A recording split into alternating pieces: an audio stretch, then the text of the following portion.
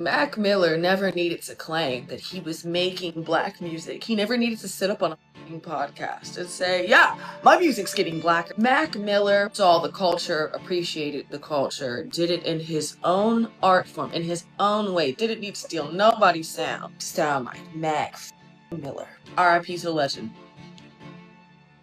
This fucking guy who has to consistently tell you time and time again, I promise you, I am for the culture, I am part of the culture. Yeah, I'm getting blacker, with your wiggity white ass to know that you don't have to say that. You just have this aura about you, and you don't have it. Emotional damage. Say Monica slow. Monica. Sit with that for a second. Because a few years ago, this same man went on Ebro's show and couldn't name Brandy. Didn't know who she was, but then turned around and named his comeback album after her best friend and called it Neo Soul. That ain't an accident. That's the whole story in 3 sentences. Jack Harlow was never just a rapper who fell off. He was a bet, a label manufactured experiment to see if a white face with black music and Drake energy could print money forever. And for a minute, it worked. What's Poppin' went crazy. Industry Baby was everywhere. First Class hit #1, but experiments don't last. And this one just failed in front of everybody. The thing is, the receipts were right there the whole time. We just weren't looking close enough. We connecting all of it today. The Ebro interview, the Drake Jr. machine, the Monica album name, the White Men Can't Jump confession, because this ain't just about Jack Harlow falling off. This is about what the industry keeps trying to do and what the culture keeps catching. Let's be clear about something first. Jack Harlow didn't grind up from nothing. He wasn't selling mixtapes out of his car in Louisville with zero support. Atlantic Records found him early. They saw the package. White kid, southern drawl, could flow, had that Drake light energy, confident without being threatening. You know what that is to a label? That's a business model. Think about what the industry was seeing in 2018, 2019. Drake is the biggest artist alive. His lane is emotional rap, melodic hooks, pop crossover with hip-hop credibility, printing money. But Drake has one limitation as a product. He's one person. You can't scale Drake. So what do labels do? They look for the closest approximation. Someone who sounds like the culture without the complications. Someone who doesn't scare white mainstream audiences. Someone the algorithm rewards. And Jack Harlow fit that mold perfectly. Louisville charm, confident delivery, pop-friendly energy, a small buzz from what's poppin' already building. The machine went to work. Radio push, playlist placement, feature access, cosigns engineered to make him look like he belonged at the top. And for a few years, it looked exactly like it was supposed to look. But here's the problem with the manufactured rise. Eventually, somebody checks the foundation, and what they find underneath tells you everything. Here's what started it all. And if you miss this moment, everything else makes sense after you see it. 2019, Ebro Darden puts Jack Harlow on the spot, starts quizzing him on black music history. Basic, foundational stuff. Dead Prez, Brandy, names that any real student of the culture would know cold. Jack Harlow failed. Not just struggled, failed. Didn't know Dead Prez, didn't know Brandy, and the internet circled that clip immediately because the moment felt wrong. Who's Ray J's sisters? Oh my! Who's Ray J's sister? Yo, it's Matt. He's serious. I know that's. Yo, he's 24. I didn't know they were siblings. Who is it? It's You didn't know Brandy and Ray J are siblings? Yes. Wow. Nobody's ever told me that in my life. You just found that out today? Nobody's Yo, that ever is told me that. amazing. Wow. Yo, give it up to Jack. Love you, Harlow, Jack man. Harlow. Yo, that is amazing. Yo, No, I love that. Y'all got a good clip off that one. Ray J and Brandy are siblings? I had no idea, bro. we just did an hour and a half of great content. It's Just just to only get going to that. say Jack Harlow didn't know Ray J and Brandy were siblings. Embarrassing. This man is rapping in a black art form, taking up space in hip-hop, cashing checks off the culture, and he hasn't done the reading. He hasn't studied the people who built what he's profiting from. Now imagine a black artist going into that same interview and not knowing those foundational names. What happens to that career? We already know the answer. Gone. Label drops them. Culture discards them. No second chances. He not an artist. But remember how people reacted when Kai Cenat didn't recognize Wale at the BET Awards. But yeah, I digress. Jack Harlow got a pass. Kept going. The machine didn't stop. But that moment told us something real. He was performing an aesthetic without knowing the source material. Playing a character without studying the role. And when you don't do the homework, the receipts show up later. Every time. Mac Miller never needed to claim that he was making black music. He never needed to sit up on a podcast and say, yeah, my music's getting blacker. Mac Miller saw the culture, appreciated the culture, did it in his own art form, in his own way. Didn't need to steal nobody's sound. Sound like Mac Miller. R.I.P. to legend.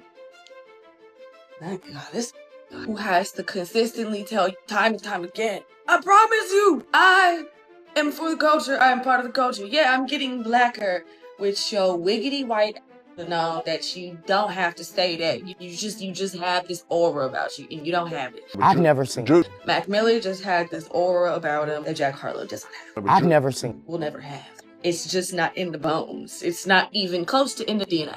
In order to sing soul music, you gotta have something. Soul. You gotta have some soul. It's unexplainable. You ain't got it. You don't have it. If you're gonna do the culture, you gotta do it right. Or you gotta do it different in your own way while still respecting and paying homage to the original roots, which you did not do. Homeboy was afraid to sing. Where was the singing? Where was the soul? Shit, I don't even know. Like, I can't even tell you that. Like, the soul wasn't there. He was humming on the beat. Humming. Soul music requires you to put your soul into it. Not to slap on a joke that you got from the internet, Monica, and play in everybody's faces. Ain't that right, homie? Now let's talk about what Jack Harlow actually was. A lot of people feel like it looks like he's cosplaying Drake, who is cosplaying black rappers. I mean, are they wrong? And the numbers backed it up. Every time Jack Harlow had a real hit, he had a passenger. Borrowed Gravity. Industry Baby blew up because Lil Nas X was already the most discussed artist in the country. First Class wrote a sample that carried the entire emotional weight of the song. What's Poppin' built on party energy that already existed in the culture. Every chart moment had a carrier, someone or something doing the cultural heavy lifting. Even the Drake relationship showed it. He was holding Drake's back pocket to stay afloat. Drake reportedly took 95% of the publishing on one of their tracks. Me personally, I wouldn't take this level of disrespect. 95. If that's true, that ain't a collaboration. That's a tax for being persistent. And when the industry shifted, the features dried up. The Kendrick-Drake split divided everybody. Jack Harlow went quiet, picked no side. And what do you get when you stand for nothing during a war? No features, no cosigns, no one willing to loan you their credibility. So he pivoted, stripped everything back, made Jackman, no features, no heavy samples, just Jack, landed in silence. Now Joe Budden sat down to review the Monica album, and he said 4 words that summarized everything. There's white privilege in this. Not an attack, an observation. From someone who has spent decades watching this industry. My problem with this is the white privilege. Sorry, I'm gonna call it out on Ramadan. Okay. It's the white privilege in this. It's the old fool us with some good hip hop and then make the turn. Make the turn later on. Do the country turn. Or the rock turn. Or the rock turn. Yeah. My problem, yeah, but I mean, when Post Malone did it, boy, did he have some slaps coming. Yeah. When he finished all that Allen Iverson stuff, some slaps were on the way. Don't make me pull up that Burning Hollywood album. Don't make me pull that album up. And the country album wasn't bad. Look at me glazing Post Malone again. He didn't do it like Post Malone to me. This sounds like... I don't think he was trying to. I know, and that's back to the white privilege. This sounds like, white people take the seasonings from everywhere. This sounds like a Janae album. Okay. Oh, shit. Like, this sound like he heard all his favorite black slaps at a cookout. This sound like what in the name of Glenn? This sound like a Glenn Lewis. This sounds like a Glenn Lewis. Yep. This sounds like this is a Jimmy Cozier album. What in the name of sometimes I love her and sometimes I love her not is the going on here? Black artists putting out an album with this level of cultural confusion, this level of genre appropriation without fluency, this level of claiming neo-soul without knowing who built it, that career would not survive. Think about the Jackman flop.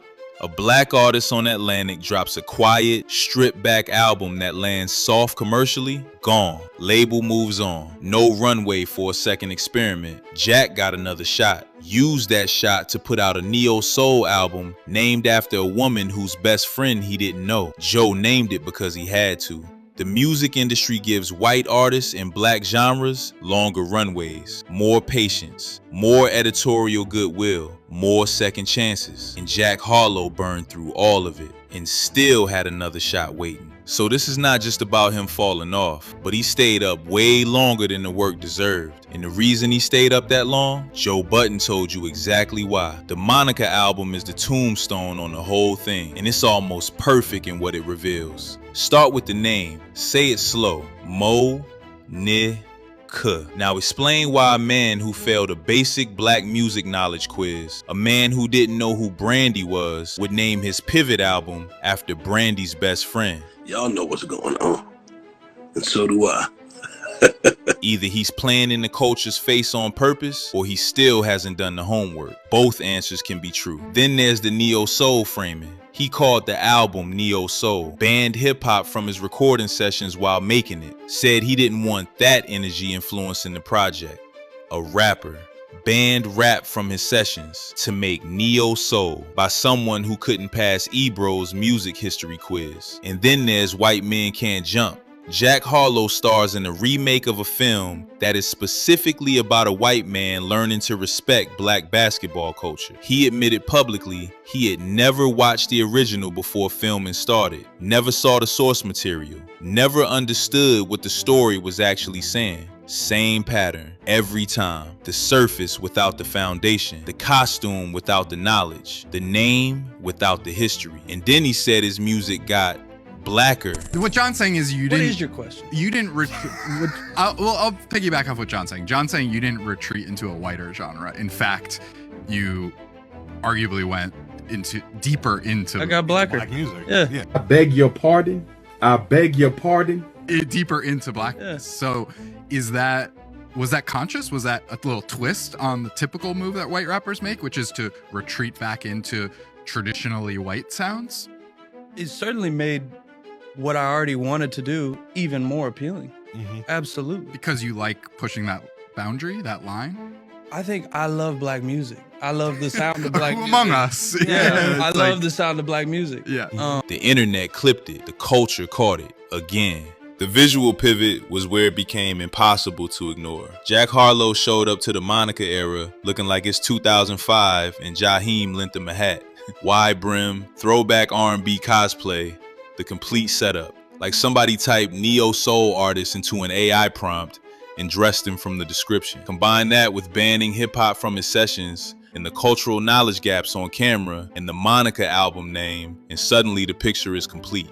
This is a man who absorbed every surface signal from a culture he never actually studied, and then tried to wear those signals like a costume. He tried to become John B, and it backfired. It felt like the industry plant forgot to do the homework. And Drewski, let's not skip Drewski. Jack Harlow and Drewski were running together. Same circles, same era. Jack was the rapper, Drewski was the comedian. Fast forward to today, Drewski is more respected in hip-hop culture than Jack Harlow. The comedian overtook the rapper. That's the culture's final vote. So here's what Jack Harlow actually was. Not a rapper who fell off, a label bet. A calculated industry wager that a white face with black music adjacent energy could capture the Drake demographic without Drake's complications. And it worked for a minute. The algorithm rewarded the packaging. Radio pushed the singles. Features gave him credibility. The label gave him the runway. He had genuine moments. What's Poppin' was real. First Class was a real chart hit. The charisma was real, but the experiment had one flaw. It required Jack Harlow to actually know the culture. And finally, the passes ran out. Jackman didn't land. The Monica era got mocked instead of embraced. The features dried up. Drewski passed him in cultural credibility. Joe Budden called it white privilege and moved on. He even became Jack Barlow. The experiment didn't fail because Jack Harlow got worse. The experiment failed because the culture stopped pretending not to notice. And once the culture stops pretending, no neo-soul costume saves you. So, this is bigger than one rapper. The industry keeps running this experiment. Find a white artist, put them adjacent to black music, give them the label push, the playlist placement, the feature access, the press. Let them absorb the aesthetic. Call it crossover. Call it the future of hip-hop. Call it breaking barriers. And the culture keeps doing the same thing. Giving it a window, watching the receipts pile up, and eventually calling it. Jack Harlow is not the first, won't be the last. The industry is already looking at the data from this experiment, figuring out where the formula broke, adjusting. They'll run it again with a new face, a new genre, a new set of cosigns. But the culture got sharper too. Comment sections got smarter. Receipts get checked faster. The accountability videos come quicker. The window gets shorter every single time they try it. So the real question ain't whether Jack Harlow comes back. It's whether the industry ever learns anything from these experiments failing, or whether they just keep running them because most people won't notice fast enough. My money says they try again. My money also says the culture is getting better at catching it, and maybe that's the only win that actually matters. Jack Harlow was hip-hop's biggest experiment. Surface without foundation, aesthetic without knowledge, costume without understanding. The experiment finally failed. So here's my question for you. If the industry keeps manufacturing these experiments with different faces and different genres, what does that tell you about how they actually see the culture they're profiting from? Drop your answer in the comments. I'm reading everything. And if you haven't watched this video, you really should. I'll see you on the next one. Panda out.